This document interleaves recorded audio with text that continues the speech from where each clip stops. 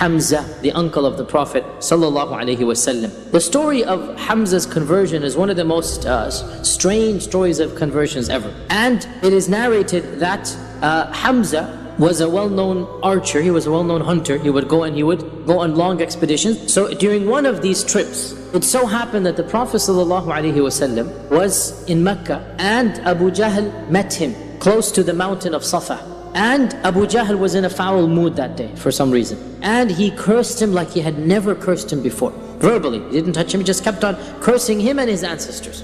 And the Prophet ﷺ remained silent, not saying one word back, until Abu Jahl basically got tired and went on his way. And the women of the Banu Hashim got extremely insulted, because they don't care Muslim or non-Muslim, this is, you're insulting our tribe. So when Hamza returned, some of the women began to basically taunt him. What type of leader are you of the Banu Hashim when your own nephew is insulted and no one stands up to defend him? So he said, what happened? So they said, Abu Jahl stood there for 15-20 minutes, however long, just haranguing him, just insulting him, and not one person stood up to defend him.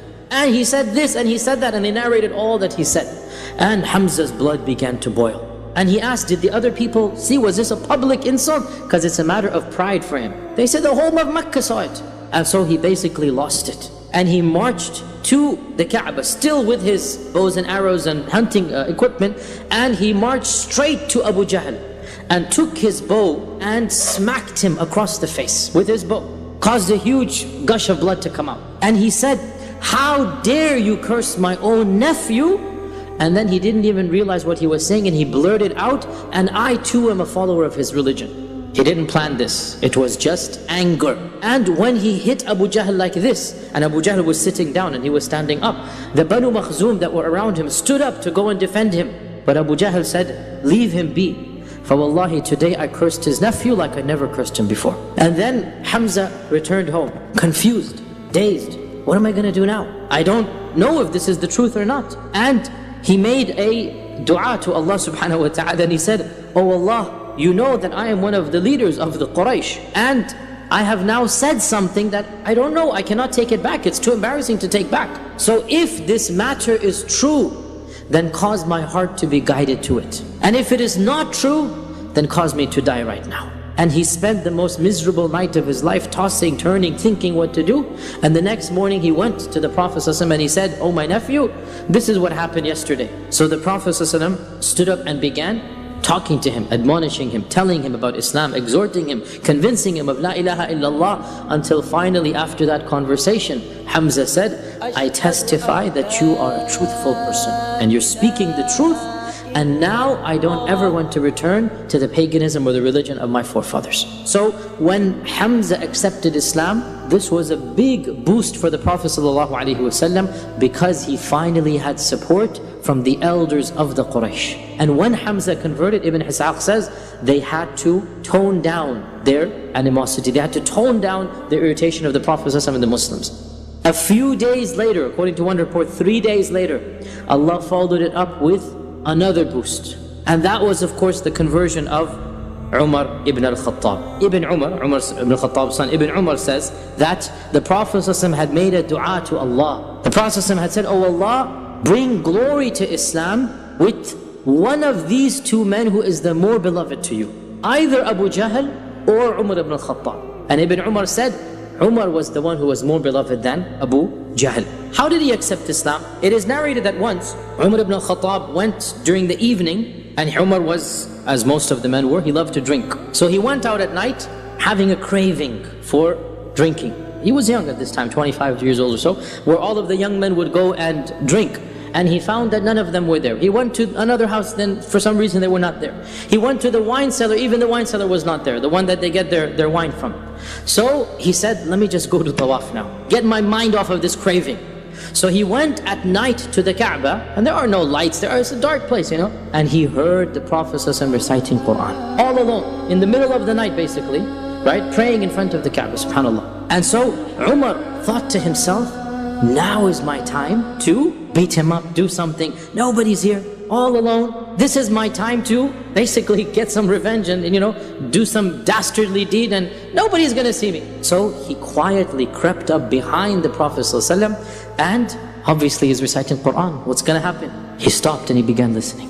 And nobody knew he was there. Even the Prophet was oblivious. He was completely lost in his recitation. And Umar is narrating the story himself. It is narrated in Muslim Imam Ahmad. He's narrating in the first person. And he said, I stood behind him and he began reciting Surah Al-Haqqa. الحاقة ما الحاقة ما أدراك وما أدراك ما الحاقة كذب ثمود وعاد من القارعة.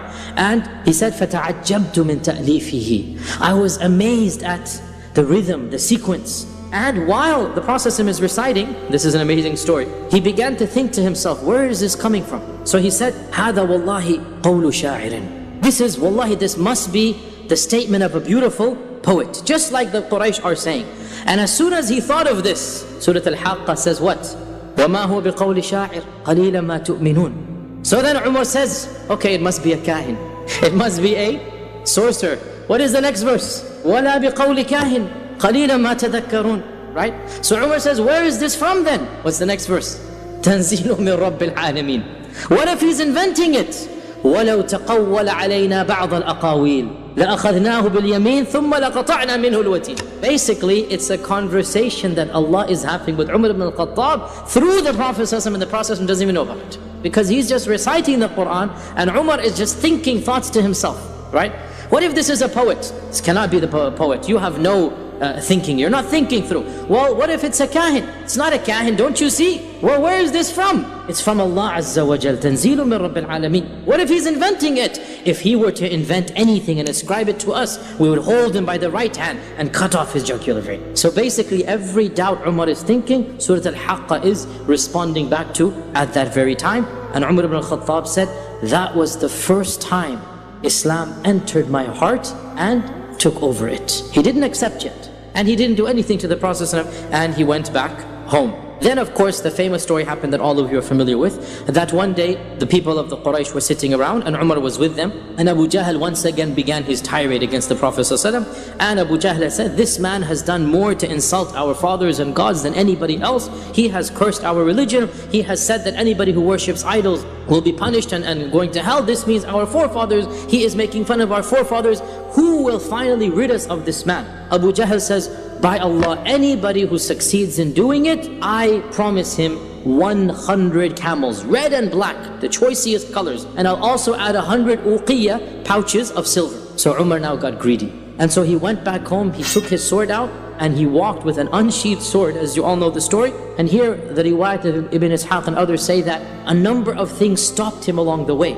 And he heard voices with poetry, with eloquent Arabic, telling him that, what are you doing? This is just a man saying La ilaha illallah. So basically there seems to be some supernatural events happening, and he kept on ignoring and just not thinking about it. Until finally he passed by Nu'aym ibn Abdullah al-Nahham.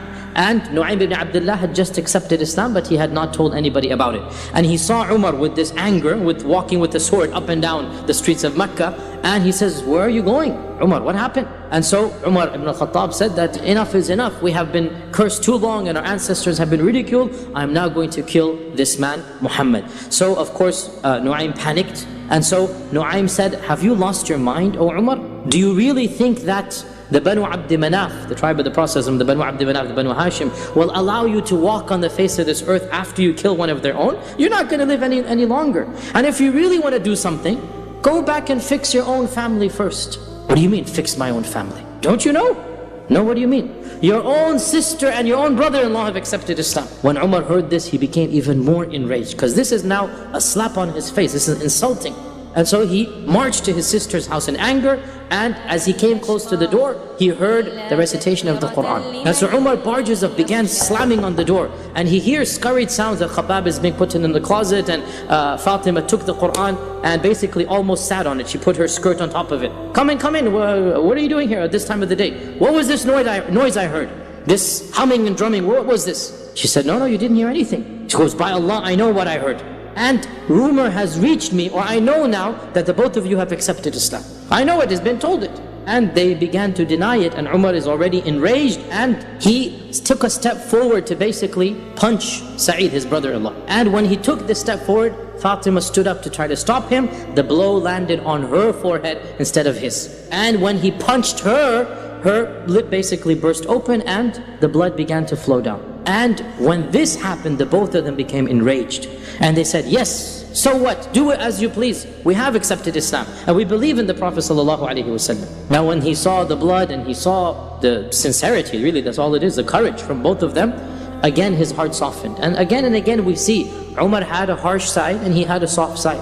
And so when he saw his sister bleeding, again he calmed down. And he said, let me see what you were reading. And his sister got worried that, what do you mean? We don't want to give, because the Qur'an needs to be respected. We don't want to give you the Qur'an. He goes, no, I swear, I am not going to do anything except read the book. And Umar was one of the few who could read and write. So she said, as you know, that you are a mushrik, you are a pagan, and you are not allowed to touch the Qur'an until you have purified yourself. And so Umar said, let me quickly take a ghusl. He went to the corner of the house where they took it, and he took a ghusl and he came back and he read Taha, as you know, and Islam then entered his heart and he knew that this was true. And so he asked Sa'id, where is the Prophet ﷺ now? And so Sa'id saw that his eyes had completely calmed down. He wants to convert. Where is the Prophet ﷺ? Sa'id said, he is in the house of Al-Arqam. So Umar ibn al-Khattab then proceeded to Al-Arqam's house. The sword is still in his hand because he hasn't let go of it. And he goes to the house of Al-Arqam and he bangs on the door of Al-Arqam's house. One of the Sahaba stand up to go see who it is. And he looks through the holes of the door and he sees Umar with the sword. And he comes back in trembling, says, Ya Rasulullah, Umar ibn al-Khattab is outside with a sword in his hand. And Hamza, of course, had just accepted Islam, he's in the room as well. So Hamza says, let him in. For if Allah wants good, he's going to accept Islam. And if Allah wants other than this, then the very sword that he's holding will be the end of him. And so some of the Sahaba went to the door, they opened it up, they escorted Umar, they held onto his arms, two people holding onto his arms, right? He's a big guy, and they escorted him to the Prophet ﷺ, and he sat down in front of the Prophet ﷺ. Ibn Ishaq says, the Prophet ﷺ held onto his collar and dragged him closer to himself and said, Ya ibn al-Khattab, what are you doing here? Why did you come here? The Prophet ﷺ has no fear. And he says to him, for by Allah, if you continue in this path, Allah will destroy you with a punishment. And this was when Umar said, Ya Rasulullah, I came to accept Islam, believe in Allah and believe in you and testify in the truth. Here the Prophet himself said, Allahu Akbar, so loud that everybody in Al-Arqam's house knew that Umar had accepted Islam. And this was when, after the conversion of Umar, they for the first time publicly went to the Kaaba and they prayed publicly for the first time, and they said that the riwayah says they were around 40 people. And the conversion of Umar along with the conversion of Hamza, it most likely occurred in the month of Dhul Hijjah of the 6th year of the Da'wah. With these two conversions, the Quraysh really felt threatened.